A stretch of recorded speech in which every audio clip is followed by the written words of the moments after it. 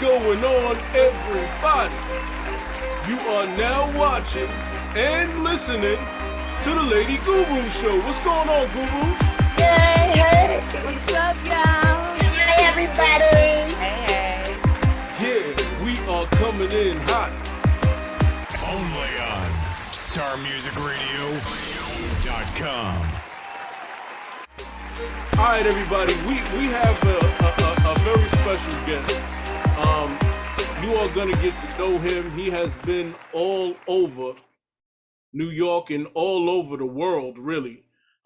He is an R&B singer. But to put him in an R&B category is just limiting him.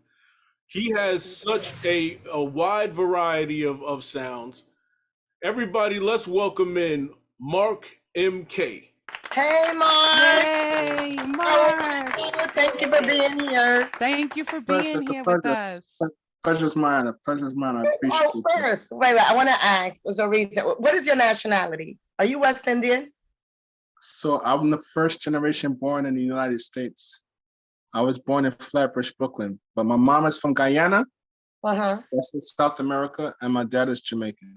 When I listen to some of your songs, I hear that Caribbean beats in there and stuff like that. That's why I asked.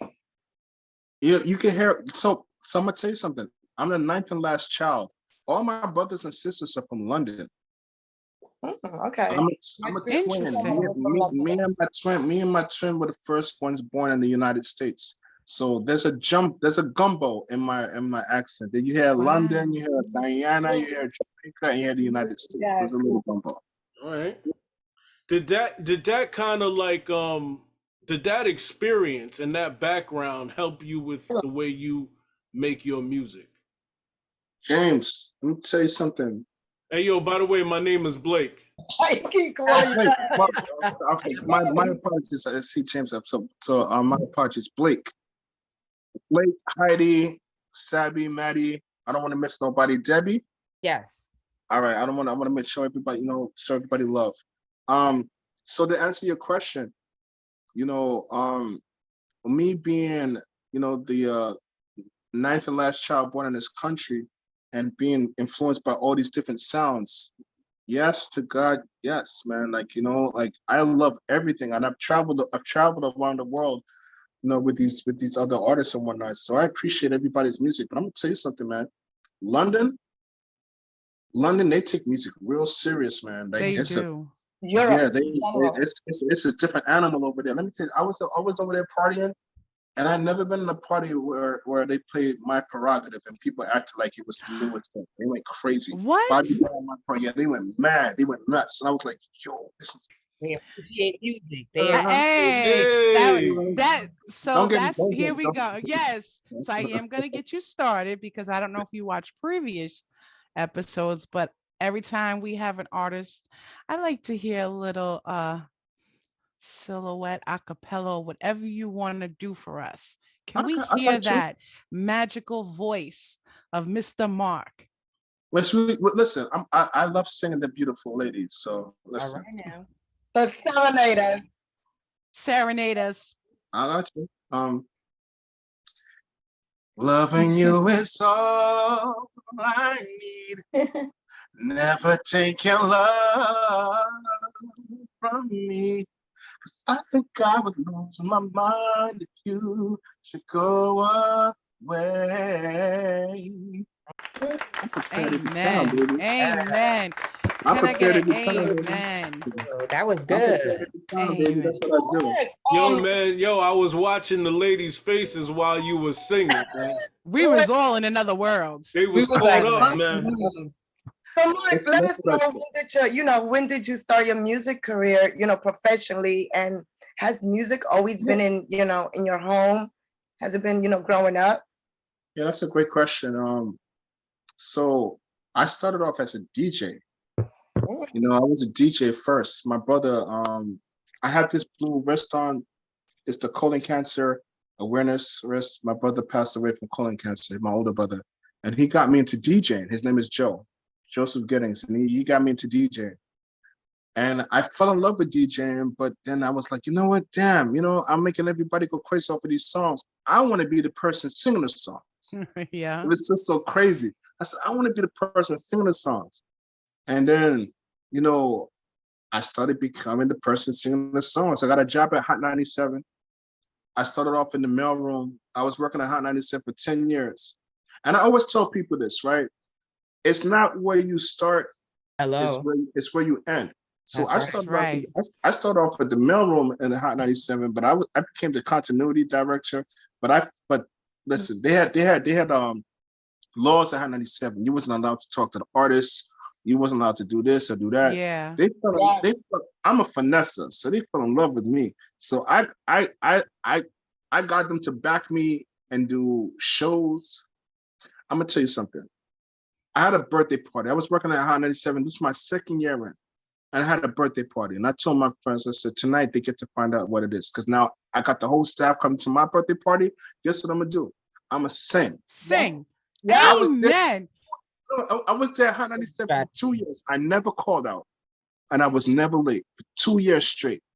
Never called out. Never was late. 2 years straight. I was there with Amor, Angie Martinez. I was there with Starbuck while I was there. I was there when Sway was there. I'm saying we could talk all. We could. You never New York called in the in for house. 2 years straight.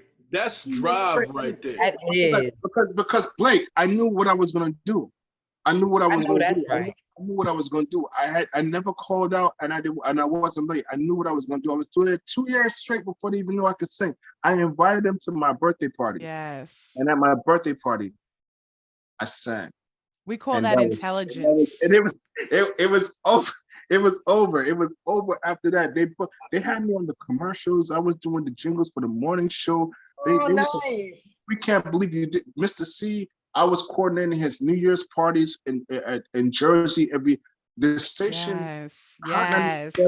Communications. You K Slay over there. And why? They did that station did amazing, and they all follow me on. They all follow me on Facebook. That's good. They all follow me on Facebook. Every one of them. Tracy Clarhardy, the program directors. Ebro, he loves me. Like they all. They in know, the morning. Yeah, they know what I do. They know what I do. Every time I see Ebro, he's like, "Yo, where's the new record at?" You know what I'm saying? So they show me love. You know what I'm saying? Me get on radio, it's not a problem. Enough. Flex, like man, Flex. No, Flex. But I would always see Flex. He couldn't knock my hustle because he knew I was young. I was coming up. So to answer your question, man, like I started at a humble young age. I believe we're all young. I don't believe in numbers, but I started at a humble young age, and I hustled through Hot 97, man. Hot 97 is really what broke me. And Blake, what do we call that? Put in that work. Oh, absolutely. That's what you did. Yeah, he networked. Put in that work. He networked to work. And not only did you put in that work, you put in that work smart because you thought about it and you maintained stability, continuity, and your mind frame to where you waited for 2 years and then bam, I'm gonna have a birthday party and sing. But one thing I do want to ask you about is, do you know how to play instruments? I play light piano. I've always been look, I sing a lot to track, but I tell everybody, man, when playing live, like I got a band now, my guys, they play saxophone in Riverhead here. I'll be holding down the shows. They hire me to do all the shows and parades out here in Riverhead. And I have my guys. Oh, this is strong. Excuse me. Huh? This is strong. This is Strong Island, y'all. We're talking about Strong Island, Long Island, New York. Shooters, bang, bang. Go ahead. I'm sorry for interrupting you, bang, Mark. bang. I can't with you. I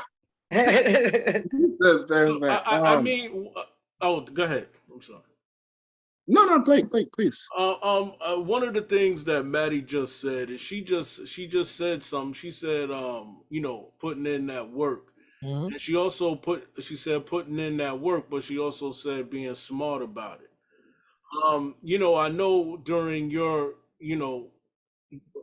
come up, a lot of people don't realize how difficult it is in the music business because basically you're hustling you're trying to create a brand off of your talent. Some people would say it's off of nothing, if you will. It's almost like an NFT, if you will. You want people to buy into what you're doing. Mm-hmm. So can you tell people you know, how difficult it is in this business, but then can you tell people how you have to be smart about it also to while you put in that work? Well, I love what you're saying, Blake. Let me tell you something, right? Y'all don't get me the preaching on here. Yeah, get the Go preaching. I'm ahead. saying y'all don't get me the preaching on here. You know, so I'm a boss. This is what I do for the youngins. When I'm a young OG, but let me tell you something. Like it's called the music business. You know, you got a lot of people that do it for the love of music, and I love music. Music saved my life. Literally, I've done had guns put to my head, all sort of. Music took me out of I have a twin brother. He spent 11 years in the feds. We was in the streets, but music saved me. You know what I'm saying? Yes. But I'm gonna say some. You know, so am I allowed to curse now? Pardon my language. Yes. Not really. All We'll, right. but we'll No, allow it. So We'll I allow it. refrain. no, Maddie. I refrain from the bad language. Pardon me. But to answer your question, I always tell people it's the music business. People they get so involved with music and they forget about the business. I had a record deal with Universal Records. They gave me a deal. Hot 97 again. Like I said, Hot 97 did wonders for me. DJ Envy was the first person to break my record on radio. I literally cried to my family and said I made it. Yes. You Oh, did. Yeah, DJ Envy, like DJ I love him. Envy. Yeah, he broke my record, you know, Girl I Gotta Go on radio. And I got a record deal from Universal Records. But I don't know what happened. I just got so smart at a very young time. I realized that I signed a deal and I gave away 50% of my publishing. And I had wow. Oh, because you yeah, didn't know. I gave away 50% of my publishing and I got a lawyer involved and I get my affiliation with the streets. I got the money to give Universal back their money so I could take back my publishing. And the reason why I did it is because Universal Pictures. So I want you to hear this out. Universal Records gave me a record deal. I gave them back the money. Universal Pictures booked me to do the soundtrack for the Bring It On soundtrack with Christina Milian. Yes. Fight to the Lewis. Fight to the finish. Fight to the finish. Excuse me. And I got a check. And I didn't have to give Universal Records none of that money because I got myself off the deal. That's So right. if I'd have did a deal with Universal Records, I would have had to give Universal Pictures 50% of my publishing, but I got out of the deal, so I got 100% of my publishing. I didn't have to worry about the money. And when I did that, I said, I don't know, God, it's a light bulb just went off. Like in some of the news articles that they put me in Newsday and Vibe Magazine, Double XL, Riverhead Review, they label me as a mogul in the making. And the reason why they say that is because I learned that, hey, I don't have a #1 record yet. And it's #1 in my heart, but on the Billboard charts, all right, I don't have the language on there yet. But hey, these movies, these brands, hey, well. Target Retail put my song "Why Not Us" in a commercial. I know that's right. Paid me well, and I'm here to tell a lot of people like, yo, there's so much avenues in making money in the music business. You know, you don't have to rely on just like everybody want to be the next Cardi B and everybody want to be the next Drake, but Be you yourself. being yourself, you could just make money regardless. You could do what's rich in your heart and be happy. There's a thing. There's this thing called, and I get this from the streets. Play your position. That's right. Stay in your lane. Right. Stay Play your in position. your lane. Right. So I learned to play my position. I work with GQ magazine. A lot of these #1 hip hop artists, they don't even get the opportunities that I be doing because they don't know they just stuck on that. There's so much money in this. Part of my like that. Keep going. It's okay. There's We so like much it. money. There's so much money in this industry. You don't have to rely on, the Billboard charts. And I want the Billboard charts too. I'm not even knocking them. But I'm gonna get this money out there. I'm gonna get those films. I'm gonna get those commercials. I'm gonna get those video games. I'm gonna get the licensing and syncing. Jay on God did. He said, I made $1 million off of syncs without having to get the money rinsing out the sink. Oh my Mm-hmm. God. That was when he did that line, I was like, I don't even think the streets understand. That probably went over their head. He's talking about not having to do crack cocaine out of the sink, but he made a lot of money off of licensing and sync. That was so licensing and sync changed my life. It made me a mogul in the making. I'm a integration specialist, a brand integration specialist. I hold on to that tight because I've done. I work with. I met the owner of Belvedere. I met the board members and the owners of the Mohegan Sun. I brought Flow Rider, a bag. I brought Tracy Morgan a bag. Do you have your own endorsements? Club. You have your own endorsements? Have you got any of your own? Yes. My note, yes. Belvedere sponsored me. So Belvedere gave me and Jim Jones a bag. I did a song with Jim Jones and Mano called Let More Ladies In, Bring More Bottles Out. Belvedere cut me a bag. My new client is C4 Energy Drink. They sponsor Kevin Hart. That's my new client. Oh yeah, that's Kevin Hart. I asked you about that's C4. I bought a couple of them to get to work. That's my new client. That's my new client. You know what I'm saying? I'm bringing them out to my show on Riverhead for the Halloween parade. That's my new client. The Riverhead. Yes. I brought them to Hot 97. I brought them to Hot 97 too. I see you on your Facebook page. You have a lot of pictures. Yeah. With different celebrities. Mm-hmm. And I guess the question that and meeting a whole lot of them, which one of those celebrities really impacted you and made in any way. Which one of those celebrities inspired him? Wow, that's a great question. So I'm gonna put it back a bit. I see a lot of people taking pictures out there. Ain't no shots. But I see a lot of people taking pictures out there. My thing is like, I like to take pictures with people I'm doing business with. That's my people you work with, not just I know where you're going with that. Where a lot of people take pictures with all these celebrities. What you do? What you doing? What you doing? It's just what are you doing with them? Are you just taking a picture, or do you work with them, or do they rep you? And that's exactly. And Mark, that's what you call being yourself and keeping it real. That's what's called relationships. Yeah, and being yourself, because you're just not gonna take a picture with a celebrity that you're not doing nothing with it. Oh, just for what was that called? Clout. No. We somebody too. Now, exactly. Listen, I get it. People want to do it for the likes. I'm not like I gave the disclaimer before I even spoke on it. Ain't no shots. But me personally, I just like to take pictures of people that I'm actually doing something with. You know what I'm saying? That's just me. That's a personal thing. I'm not counting nobody for no picture for But to answer your question, Blake.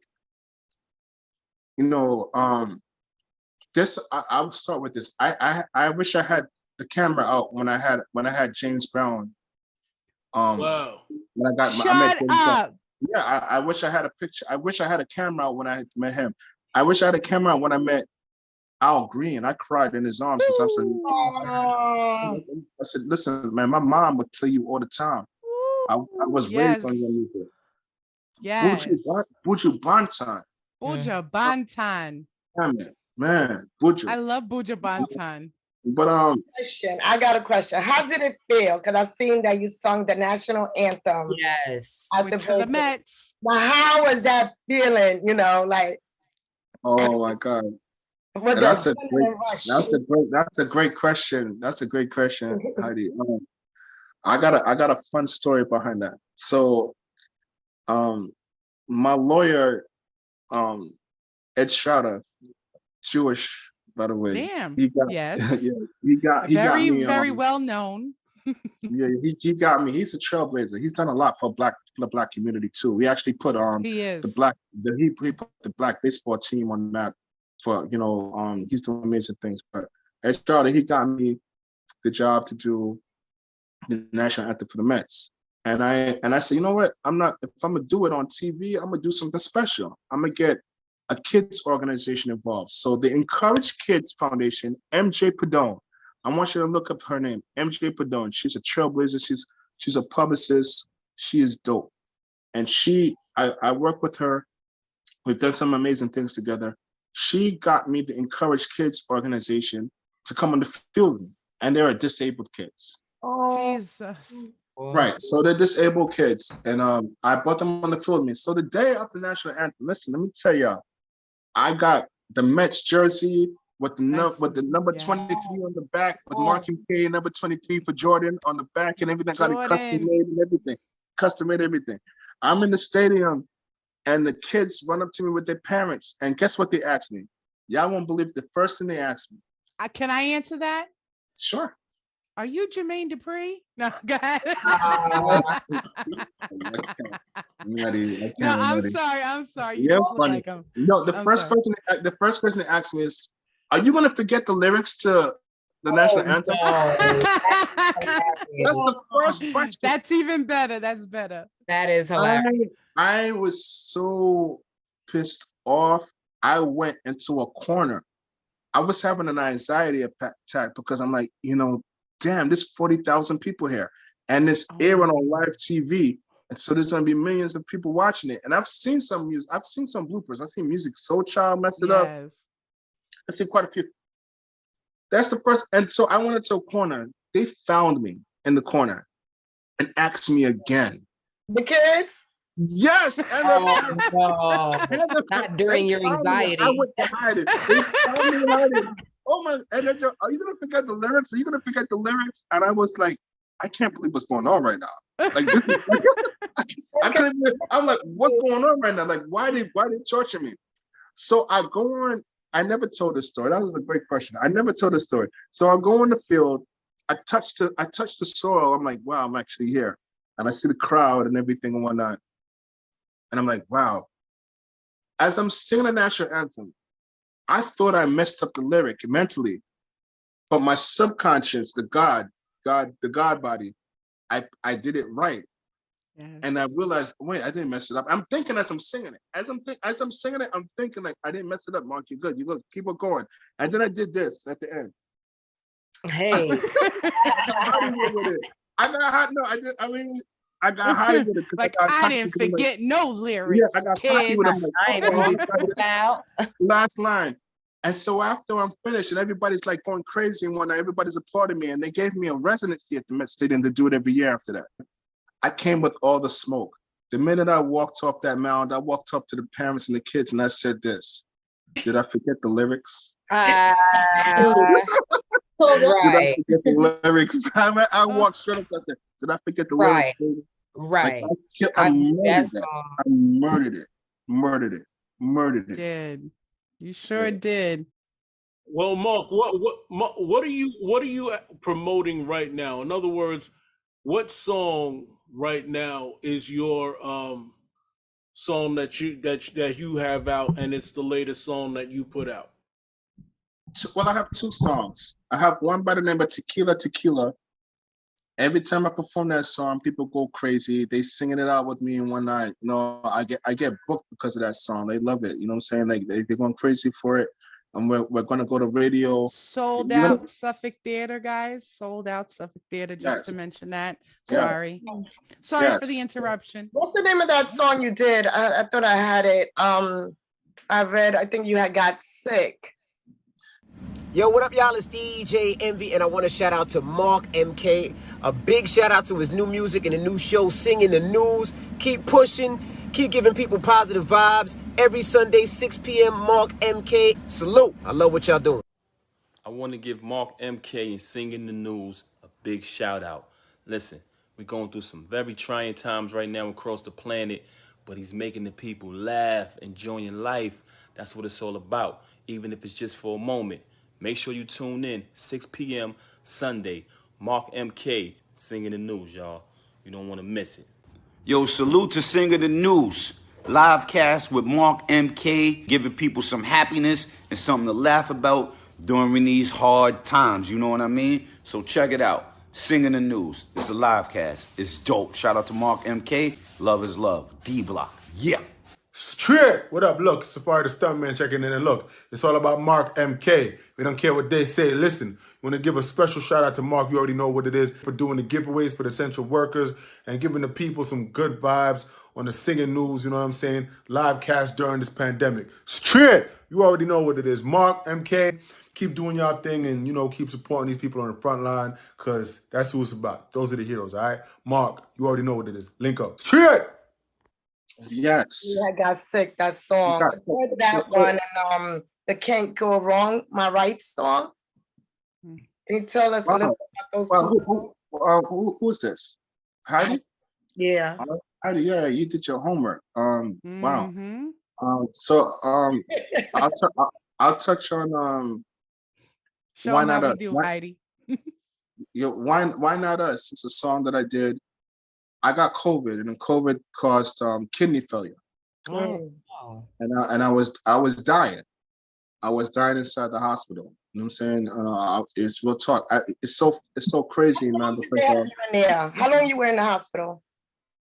I was in there for like 3 weeks. Okay. And they were just killing people there. I'll never forget it because I had an interview on Excuse CBS. me. Yeah, they was, man. It was killing people. And I don't care what you say. I used to tell people, don't go to the hospital. That's a No, conspiracy theory. I went to the hospital, but I wasn't going on no ventilator. Why do you think he's here? Why do you think he's here? I straight up, I wasn't going on no ventilator. No, the big homie, Fred the Godson, God bless his death. I love him. You know, he passed away from COVID. Yeah. And, I love him. Like every time I would be on radio runs, I would see him. He's genius. But I told him straight up, I'm not going on no ventilator. And my oxygen level was going down. But with COVID, the doctors were more concerned about my kidneys failing. Because that was going to be the done. That was going to be, I don't know if a lot of people know this, but people that have COVID, Black people in general, Black and brown people, they have a kidney issues because of COVID. I don't have no more kidney issues. I just went to my doctor this week. My kidneys are actually getting better. Thank God. To all God be the praise. Right. But a lot of people pass away because of their kidneys from COVID. It's called acute kidney disease. Yes. Mm-hmm. So I'm literally it goes away when it's acute. Only it doesn't go away when it's chronic. Correct. I know. Yeah. 22 years. Correct. You did your homework too. I love it. So I'm on the hospital bed, and the doctors every morning are giving me bad news.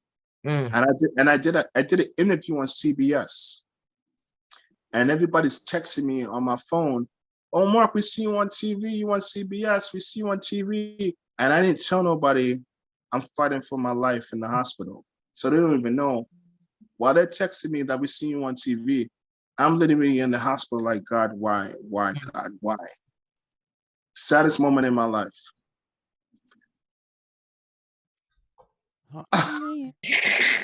It triggered something. It triggered something. I can't with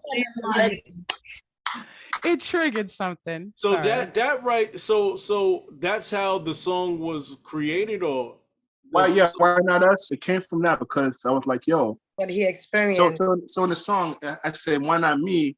Why not you?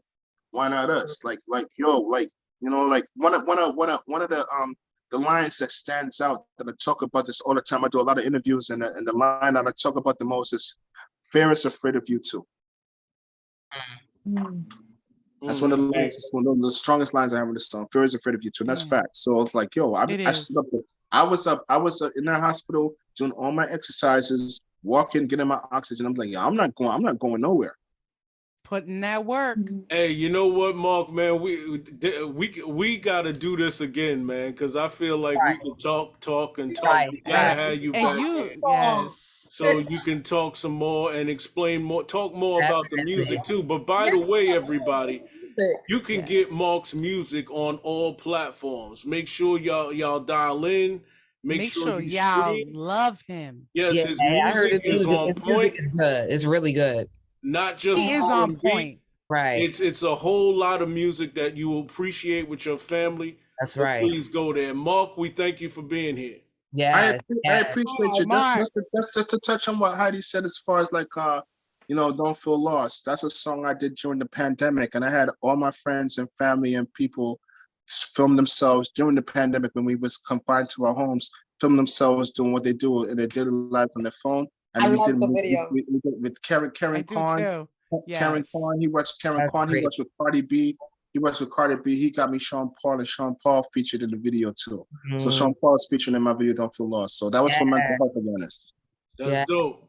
That's Mark, dope. More you blessings. know I already love you. You are the bomb. And Right. listen, this man plays piano and everything. Love it. That's Thanks right. for being here, man. Thank you. Thank you. Next time, let's do this in person together, man. I'm with you. Yes. Yes. I'll bring Tracy next time. That's the big homie. Yes. Yes. All right, we'll hold you to it. Right. I'm definitely holding you to it because we coming back. We coming back. All right, man. Take care. Right, take care. All right.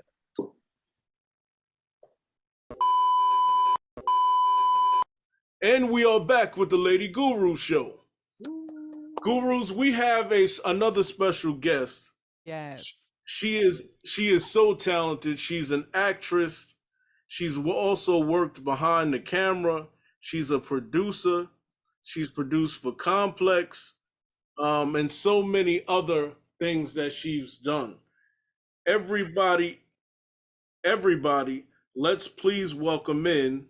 And I put this in the chat. I had wanted to say this.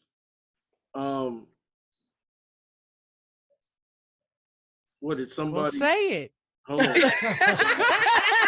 We are waiting. All right, hold on. Drum roll, please. I couldn't find it. Give me a minute. I couldn't find it. I'm like waiting. I was like, ooh, what's I had everybody on the edge of their seat, right? It's gonna be big. All right, everybody, let's welcome in Ashley Noel. Yay, Ashley. How are you?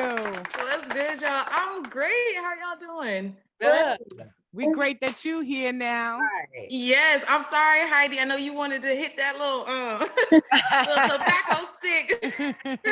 I'm sorry, boo.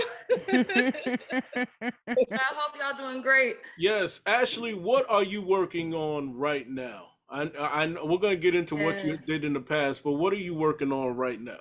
My goodness. So many things going on right now. I just wrapped a psychological thriller. I was working behind the scenes on that one. It's called Suspect. Hey, and that is gonna be really, really amazing, y'all. I can't say behind the. What do you do behind the scenes? For that one in particular, I was one of their assistant directors on there, so making sure my crew was where. Are you part of the DGA? Huh? Are you part of the DGA? Oh, I wish. That's the goal. I'm like that. I'm so close. Wait, I have a question. Yes, how does it feel to do a psychological movie like that? Like, do you actually start to feel like you're in that psych aspect of the movie? Well, she's assistant directing, so exactly. So you're directing the movie. I do help out the director, and I'm not gonna hold you. Sometimes I get into it because I love psychological thrillers. Yes. And I get a little caught up in the story, and I'm like, wait, hold on, let me woo stuff a little just bit. and stuff should just come to you like no, change this up, like, oh, like exactly. Does that happen? It does happen. Yes, I knew. It's like my team is incredible. So it's sometimes like we will get just so far into the story where we're like, maybe let's change this direction. Let's do this. Maybe she doesn't walk over here. Maybe she goes over here, and it changes the story completely. Which is why, man, I love what I do. Because you have to see it. You can write it. You could do whatever you want, but once it starts to feature and you're filming it and you're seeing the acting and you're seeing where it's going, that's when the changes happen. That's when you take a film to be a #1 film of the year. It's because you have to be in it to win it. That part. Amen. So true. Yes. So true. It's so different to be on set. And so I know from experience as well, working on set. And just that's her professional. Yeah. Just Professional right there, my Heidi. Please, maybe something come to life. Like, guys, you don't know. It's so different when you're on set and when you're there. I know. Magic. It's the whole, you get immersed into the world. It's like, oh my, it's unbelievable, right? For real. Can I ask a specific question for people out there that are watching this program? And one of the things we try to do, right? We try to educate our people, right? Mm-hmm. Can you tell people what exactly it is to be an assistant director? And how did you work your way up to do that? Yeah. Absolutely. First of all, this is why I love talking about what I do, because especially for us Black and brown folks, we don't necessarily know, because there's not somebody that is just trying to graft us in. So to break it down, what I do as an assistant director, there's 2 tiers. There's a first AD, which is an assistant director, and then there's a second AD. That's what I do. So I am. It's like the president and the vice president. The president and the vice president. Yeah, absolutely. So I'm there for support. I help out with the paperwork. If you have a reported time, if you have a reported time when you have to be to set, no matter if it's a cast member or if it's a crew member, I'm the one putting together that paperwork.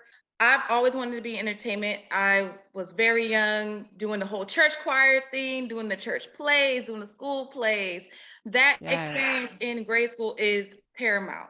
And then what ended up happening was I was casting this play when I was really young, and I completely butchered the whole show. I forgot all my lines and all this. It was like, boop, gone. And then fast forward to high school, I had an amazing teacher named Mrs. Halpin. She recently passed 2 months ago, but completely changed my life. She encouraged me to sign up for a theater class. And from that then on, she became like my mentor for many years. I went on from doing all the school plays in my high school to going into college, got my degree, and I got my degree in theater. And then I realized, well, dang, theater don't be paying nothing. What can I do to pay these student loans? So I made the pivot to get into TV. I started working as a receptionist for a local TV station. I'm originally from Washington State. So shout out to Tacoma, Washington, 253. Washington. Okay. Throw the heart up. A little harder. Okay. Thank you. Appreciate that, buddy. And so did you become a PA? I sure did. I was starting off as a receptionist. I did. And then exactly. So then I was like, no, I want to get in more. I want to get in deep. So I started working as a PA, a production assistant. But what department? Girl, I was a gopher. I was running around getting coffees for everybody. Show them you can do all that. That's that part. Putting in that work. My first PA job was so hard because I didn't realize, I'm an actress. So I get a PA job. I started on Orange is the New Black. But I was a production PA. So now, PA runs the whole department. That's it. And I used to be arguing with production, like, you guys got 4 PAs up here. It's only one of me. I do payroll. I do accounting. And you do payroll. You grabbing coffees. You grabbing lunch order. I'm doing everything. So yeah, in my journey when I had started as a PA, working my way up with the ranks, and as you brought up a really good point, Heidi, because it is not only about who you know, it's about who knows you. And Maddie, to bring that back around, it also, that's coupled with hard work, doing the work, doing the things that people may not necessarily want to do. When you're a PA, when you're a production assistant, you may have to grab the trash and throw it out. You may have to sweep the floor, but you have to have your crown on and being like, you know what? I'm going to sweep the floor and I'm going to be the best floor sweeper you've ever seen in your life. Because be humble about it to get to the top. Humble about that. And what ends up happening is I was never afraid to go up to the executive producer and say, hey, who are you and what do you do? And I would have my notebook in my hand and my pen in my hand and be like, I'm just curious, Show like, them. what you up to? What are you doing? Why are you looking at this shot? And that fearlessness was so bold in me that people were like, oh my God, well, who is this? Who is this? And I started getting into those conversations. And then people started recommending me because they knew what you were about. Yes. Absolutely. No, but you gotta That's what I'm saying. That's what I'm saying. You got to make your presence known. And I always said, absolutely. and I always say this, if you want to be the queen, you got to act like the queen. So if putting in that work is acting like a queen, then guess what? This is why you at the top. You can put in all that work. You can put in all that. No. I said if you want to be the queen, you better act like a queen. So when you put in that work, you're gonna make sure you're the queen. You heard? Because you acting like the queen. I'm sorry. Did you experience a lot of racism in there? Oh, absolutely. That's the thing too. Know about this? You know. Oh, I thought you was asking me. I was like, I didn't say nothing racist. No, you didn't. That was not you. No. It's like old Hollywood. You have absolutely Hollywood people in there, and trust me, like they still live by a certain. They can have that. That's the thing, and they can have it because when I had started on this journey, especially where I'm from the Pacific Northwest. Ain't nothing but them. I didn't care. In every room that I walked in, I was bold, I was loud, and I was brash because my presence will be felt and it will be known. Yes, Heidi, I experienced a lot of racism and sexism. The problem was I didn't That's because you're beautiful. Oh, that's very kind. Thank you. But to wrap that thing around, it just takes time. You have to understand who the important people are. There's a lot of people out there that go say that, oh, well, I'm a producer, I'm this and I'm that, and they're lying. They will straight up lie to you. Yes. It takes time to understand who is real out there and who is not, and having the wisdom to know the difference. And the only way you could do it is you cannot be afraid to ask questions. You cannot be afraid to get out there. So when I started as a PA, that's the entry level way to get started in the industry. That's fine. As you go on in your journey, you start getting to know who is in which departments, and then you start feeling a love of which department you really like. For me, I gravitated towards production. I've always been an actress, but I love the thought of putting the elements together, being able to produce, having the tangible become tangible.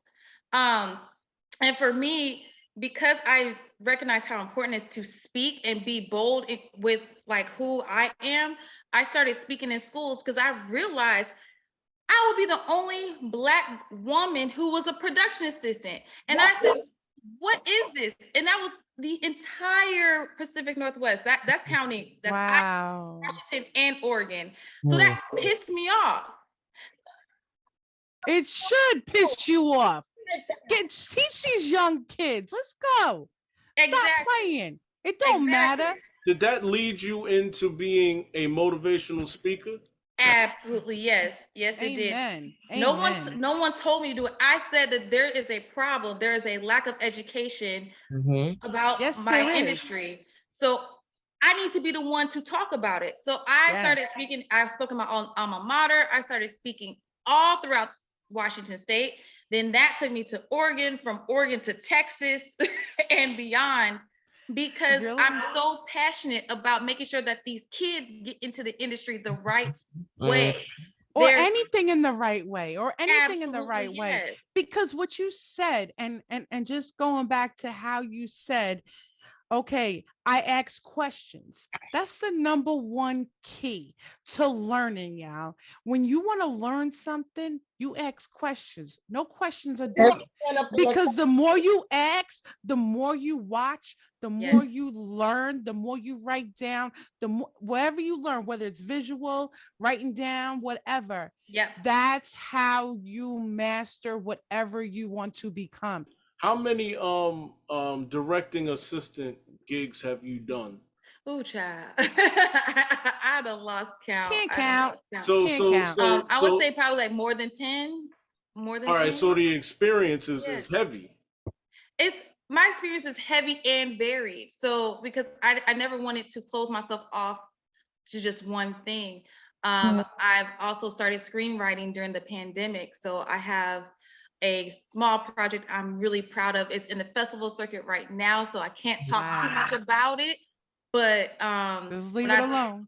When I tell you, like, it is a blessed project. Every single part of the production is top notch. We have all original music from these amazing hip hop artists that I cannot wait to share with the world. And it is a modern day Western about two Black vigilante women getting a drink I'm at the getting bar. goosebumps. Oh, me too. They getting a drink at the bar. And there's two crooked cops that get into their face. And so and so see, stop and I'm talking gonna about leave it. Stop and talking I'm gonna about it. leave it Stop at talking that. about it. I'm gonna Yes. leave it at that. I can't. Oh, I can't do it no more. So started getting to my It's screenwriting terrible. bag, getting into my producing bag heavy, assistant directing. I want to touch everything because my main goal is to make sure that I pass the torch to the next generation. When I'm old and gray, I want to have a platform so the next generation can know that it's possible. Yes. And you know what your next goal is too? Your next goal is to be the director. You already know. You did I saw a couple of And pictures that's how on you get there. I saw a couple Sorry. of pictures on your Instagram page where you had you were I think you were at Complexicon. Is that what it is? I was. Yes. How was that experience being there? Oh my God. So I was a production coordinator for Complex for a couple of years, and I was at ComplexCon. That was an incredible experience. Working for Complex was so amazing. I got to meet so many amazing people. My I can't even think about, like, not only the people that I met, like from Lil Kim to Fat Joe and all of them, but the family that we built and created within Complex was so magical.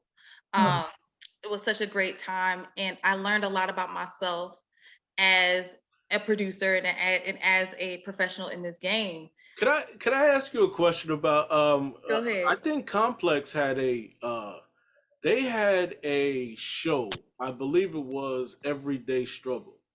Now, as far as hip hop, as far as the hip hop generation, and as far as everybody, we know, a lot of stuff that Complex does. A lot of people don't even know they do it because they're somewhat of a parenting type of company. However, were you there when Joe Budden's Academics and what's her name was doing that show? Or what year was that? Oh, I see what you're saying. I was not there. That was not my show. My shows were Hiking with Rappers and No Cosign. So I was on those shows. I don't have too much info on that side. Wait, No Cosign?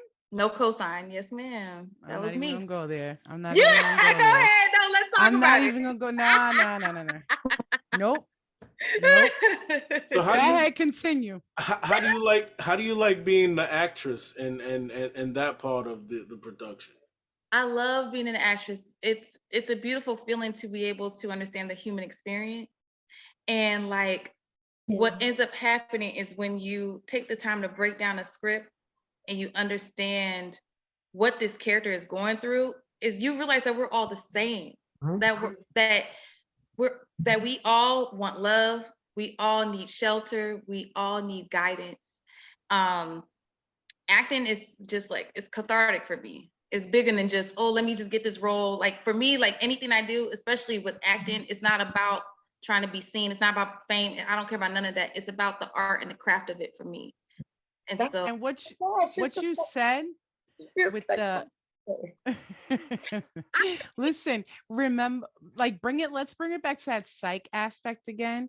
Yeah. You just said something like you were like, people need that love, that shelter, that whatever, just everything. Like Sigmund was a famous psychologist, okay? Yes. And no, I'm sorry, not Sigmund. Sorry. Maslow. Let's go. I'm sorry. No worries. Maslow's law is that every human, to survive as a human being, in order I knew you were gonna say that. No, because she said it. Yeah. You need shelter. No, food, sex, then shelter. You understand what I'm saying?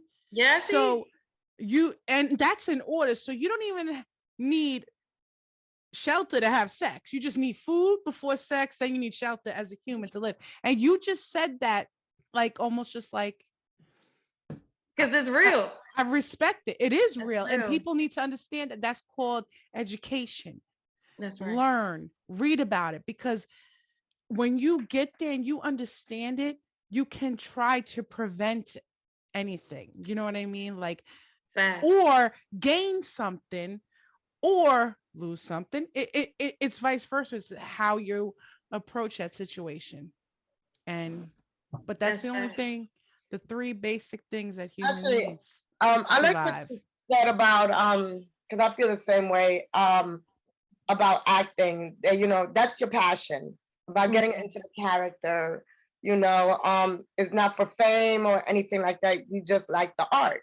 And I love the art of acting. Love, you know, that's my therapy, becoming somebody else, getting into that character. Yes. Now, how do you feel about, you went to school, I know I went to school for theater as well. Now, how do you feel when you don't went to school, I had all this training, right? And all these rehearsals and practice. How do you feel when someone who hasn't had none of it, and comes out of nowhere and just starts acting and never one day took an acting class or anything like that? Do you take those people serious? You know? I'll say people like that's a good question. I don't take it personally because hey, get your bag how you want to. But what ends up happening in the audition room is that folks, especially who are trained to find talent, they're gonna recognize who's taking it seriously and who hasn't. Yeah. And it's just gonna show. I mean, yeah, you can have all the Instagram, TikTok followers in the world, but if you're not taking your craft seriously, it's gonna read. And for me, I didn't want to go that route. No, that was not for me. More power to those who figured that out on their I don't side, even know if they figured it out. I don't even know if they figured it out. How do you feel about this? Because I don't run into that. People trying to be a director, and you work as an AD. Yeah. Now, there's people that just started directing and don't even have a script, but they put movies out. Explain what that's about. Can I explain what that's about? Because I know what that's about. That's about who did you do? Oh. See, there's a way to do it the way she did it, with the educational part, the part of asking questions, the part of putting in that work. And then the other ones that you were talking about, how like, where did you come from? Yeah. Because they don't last. They don't because they don't have talent. They were just there for fun. You understand what I'm saying? They want to be famous enough, and that's and I'm sorry, it's the truth. Let's keep it real. We've seen a lot of supporting actors and actresses, and they have done such a great job that the movie is even known for that supporting actor. Yes. Viola Davis. Viola Davis is a beast. Do you think that's like an art form within itself? Absolutely, yes. I truthfully, I believe Tyler Perry is a beast. Come on. I think the supporting actor is sometimes more important than the lead, because that supporting actor carries the story forward. They usually, when you're the supporting actor, you have the key knowledge to what happens in the story. That's my personal opinion. No, it's not. Okay. It's not your opinion. You know it's a fact because you are that. What I mess with you, you know, you're that woman. I appreciate you, Maddie. That director. I appreciate you. She a director today, y'all. I have a question. Do you think yes, baby. I don't know if I see it sometimes a difference. I also went to theater school as well. So going to theater school, I was always more into film. I like the study of film. I liked how the camera could read you and how all that, does. Well, theater is more expressive, you know, it's on stage, it's real life. So sometimes like going to film class, some of my colleagues will have trouble converting their expression through camera. So how do you feel about that? How do you feel about like some actors, you know, going into the film route instead of the theater route? I have two answers for that. So number one, I feel like theater actors make wonderful film actors. And the reason why is because it's easier to refine than to push an actor to do more. I think, like, think about it. Like Viola Davis, she started in theater, one of the best actresses modern day to this day. Amazing. Because theater actors, they have such a way of tapping into their emotions. They use their body. They look at Denzel. Denzel captured us with a tear falling down his face. What do you think? You know who I think is really good when it comes to as an actress? Kimberly Elise. Kimberly Elise. Yes, that woman can carry. You know who's amazing too? Another actor, I forgot his name, but you guys ever see Malcolm in the Middle? The dad? Yeah. Yes, Bryan Cranston. Yes. Bryan Cranston. Yes. Amazing. Amazing. It's so funny, Sabby, how you asked that question. And I was like, Tyler Perry. Yes. And girl, you know we on the same wavelength. Come on, look at Tyler Perry. Theater. And acting. You know, the theater aspect, I feel like when people start off in the theater aspect, they get to respect the filming and being the actor. More experience, and it makes it easier for film directors to work with theater actors because theater, like remember in theater, there is no cut. There is no cut. You gotta be. You have to. Oh my God. You know those lines. We from New York. We got Broadway. Yeah, that's right. So that makes it easier, you know, for a director to work with someone from, you know, theater background because they don't have to keep cutting all the time, messing up, you know. So. That's right. I have a question. What makes a director great? What makes a director great is their understanding of the human experience. I'm gonna keep going back to the human experience because it really just comes down to understanding life and having time on this earth. A lot of people, like you say, want to do this quick. They don't have no script. They just out here wilding. And really what it comes down to is understanding the process, understanding life, and understanding the world that you're trying your best to create. A director, in my opinion, has an amazing relationship with actors, and I prefer a director to have been an actor first, because if you are an actor first, you understand how to build relationships, because the director has the responsibility to create the relationships not only between the actors or the characters in the show, they have to also envelop the world. So that is the setting, that's the lighting. They have a firm understanding of how their entire environment affects the people that's in the show. Another question: what was it like meeting certain celebrities? Like, what was it like meeting Little Kim? Oh my God, Lil' Kim was one of my favorite people ever. Oh, how recent did you meet her? That was last year summertime. Ooh, wow. Last year summertime. She was beautiful. Oh my God, she was stunning. Was she everything that you thought? Was she, or did she surprise? Yo, I didn't know what to expect. I mean, she's hip hop royalty, so I was like, she might be standoffish. She might not try to talk to nobody.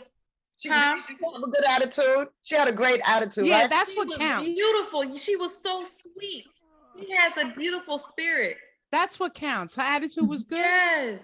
Oh my God. That's what counts. So gracious, so kind.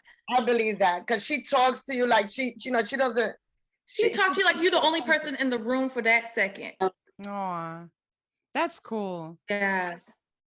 Me, never met Little Kim. What'd you say, Cancer? That's right, Team Cancer. He's a Cancer, yes. Y'all, Debbie, you a Cancer? Yes, ma'am. What are you? I'm a Gemini. And Sabby? Capricorn. Oh, Heidi. Capricorn.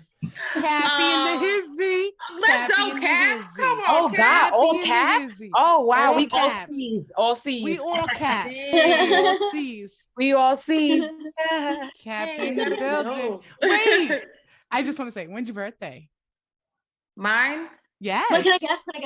Oh, go Yes, ahead. yes, He's yes. a June Gemini. I love this I'm game. at June. I feel like a June 12th. Oh, that was pretty good. I am a June gem. I'm gonna say June 18th. Ooh, No, I'm gonna say June. No, I'm gonna say June 17th. She's a 17th girl. No. She's probably lower. 9th. He going a little bit. June 7th. 4th. That's it. I'm a June 4th baby. I kind of I was gonna figured. get 14. All right. That was close. All right. June 4th. All right now. June 4th. What about Fat Joe? Fat Joe seems like I love Fat Joe. Oh, Fat Joe has some wisdom beyond his years. He was so cool to talk with, and you just have those moments that are unforgettable. So it's like the stuff that you saw you'll see it like on Hiking Rappers, like that's one thing. But when the cameras are off and he's talking about his journey from the 90s all the way to now, from the 90s. it was like a master class talking to him. Wow. And he was just so giving of his knowledge and his wisdom, and just like y'all have been so supportive of me, and I just met y'all. He did the same thing, saying like, you don't stop, y'all young, keep going. You don't. And that was a magical experience as well. All the old heads I met so far have been so gracious. Damn, you calling me an old head? No, not you. No, because when you said, like, you know, he taught you about the 90s and stuff, the first song that came to my head was, you know, like, and that was like, I am that 90s girl. And she, and then she was like, the old heads. I'm like, damn, I ain't that old. No. But you met a comedian also. I know you took a picture with you did. I like y'all do your homework. Who is it? He did he was on the TV show Blackish. A little TV show called Blackish. That was Anthony Anderson. I know. Did he have you laughing? He was so cool. He was so cool. He was really sweet. He's super cool. Yeah. He didn't have me laugh like gaga, but he was really but he was really sweet. It was a real quick interaction. That was a really fun night. I can't remember exactly what we did, but it was like it was a fun night. It was such a fun night, and everybody was winding down. And I was like, "Oh, can I just get a picture real quick?" And he's like, "Yeah, come over here." Aww. It was really fun. Really fun. Really quick, before we close up the interview, I just wanted to ask another question. Yeah. What in your opinion is the state of the TV business? Oh, it's the Wild Wild West. Honestly, it is the Wild Wild I can't West. wait for it to come out. With with streaming, I mean, it is honestly, it's easier than ever to get your dream out there.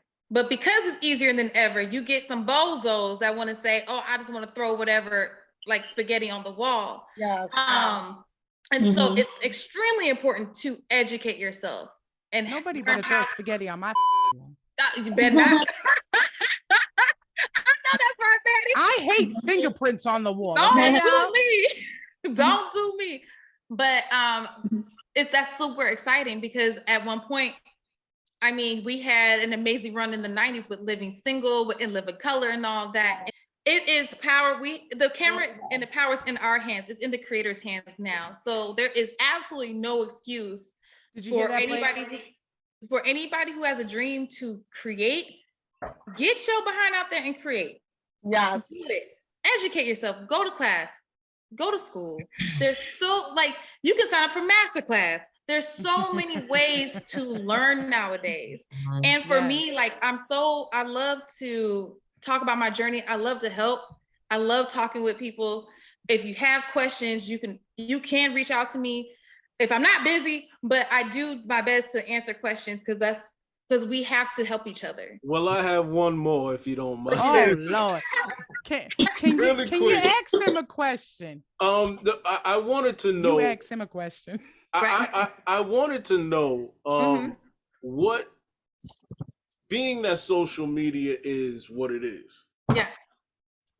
How is that affecting acting? How is that, in other words, do you have to have a certain amount of social media friends to be effective, or to be looked at, or to how does that work in your field of TV? So are you saying that like the social media followers of social media presence, does that matter? Does that count? As in the film in the grand industry? scheme of things, no. No, not in the film industry. Not in the film industry, no. Not in the film industry. No. Until you know the auditions you go on, the castings and stuff Absolutely. like that. Well, that's only because you put your application online. That part. So you mean to tell me that the hip hop business is the only business that social media followers, quote unquote, counts? No. That's a rhetorical question. I was just putting that out there. But I mean, I understand what you're saying, but let me tell you this: if you can't act, and they see, and like the casting director sees your follower count, and they just so happen to say, "Oh, let me see you in the room," and you look crazy, you just asking to get blacklisted. You ain't never gonna work. So it's different with music, in my opinion, because if you got a good banger, if you got a good banger, like good music is gonna hit regardless. But why I'm not an actor. Because when I walk in, I look crazy. like Bull to Maddie, no. So, next. Maddie, not next. Yeah. So what are the projects you're working on again? Refresh the people's minds so they know again. Yes, let us know. What should they expect from you? And to make sure all the Guru followers follow her. So they can find your work on IMDb, because if you're not IMDb, you're not legit. Right, I am on IMDb. We have a movie that's in post called Suspect, a psychological thriller, which I'm super proud of. We just knocked it out as of 3 days ago. I can't wait. Cannot wait for that. I have an amazing film that's going to hit the film festival circuit very soon. With that, we're dropping a soundtrack to go alongside it. If you can follow me on IG at Fearless Actress. Please hit me up if you have any more questions. You can send me a DM. Don't ask me nothing crazy. I'm not gonna read it. Why? Because I ain't gonna read it if it's so crazy. But I'm crazy. Except for Maddie. Maddie can ask me. Thank you. I'm the only crazy person that can. All right, that sounds good. That sounds very, very good. We're rooting for you. Yeah. And everybody, make sure y'all favor her, please. Absolutely. And I can't wait for that movie. I'm excited just to hear the little gist of it. I'm like, yo, it's like to me, it seems like it's gonna be like a thriller, action, psych, all that in one. It's gonna be fire. Yes. I'm excited for you. Yeah. Thank you. All right, everybody, it's been a good show. You know, everybody make sure you like, share, comment, subscribe. You know, hey, look, Gurus, this is the Lady Guru Show. And we are out of here. This was a good show. I loved it. Oh, this was the bomb. They have her on here because this is like